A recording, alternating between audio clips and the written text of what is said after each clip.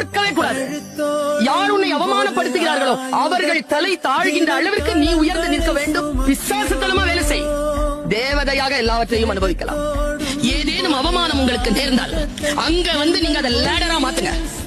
அங்கிருந்து ஏறணும். நீங்க எவன் நம்மள கொல்லணும்னு சுத்துறானோ அவனுக்கு முன்னால சாகக்கூடாது. சாகலாம், எல்லாரும் சாகலாம். ஆனா எவன் நம்மள கொல்லணும்னு சுத்துறானோ அவன் முன்னால சாகக்கூடாது. நாளை பாத்துக்கலாம், நாளை எப்படி பாத்துக்கலாம், உயிரோட இருக்கணும்ல. இருந்தாலும் அந்த மைண்ட் வரணும்ல, அந்த எனர்ஜி வரும். அந்த ஸ்பாட்ல அந்த நிமிடத்துல ஜெயிக்கணும். அதுக்கு பேர் தான் ஜெயிக்கிறது. எங்க அம்மா சொல்லுவாங்க, காட்டு வழியா போறியா, பூவையோ கனியையோ பாக்குறியா, திரும்பி வரும்போது பாத்துக்கலாம், அப்படி விடாத. வாழ்க்கையும் அப்படித்தான். என்ன முடியுமோ அவ்வளவு பறிச்சு புரிஞ்சு எடுத்துட்டு வெளியில ஓடிடும்.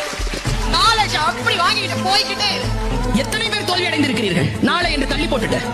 ஜெயிக்கிறவங்களுக்கு உங்களுக்கும் இருக்கக்கூடிய ஒரே வித்தியாசம், காலத்தால் அவன் பயிர் செய்தான், நீ காலத்தை கைவிட்டு விட்டு பிறகு பார்த்துக் கொள்ளலாம் என்று இருந்தாய். மகிழ்ந்து வாழ்க்கையின் உயிரோடு இருக்கக்கூடிய வினாடிகளே மகிழ்வதற்காக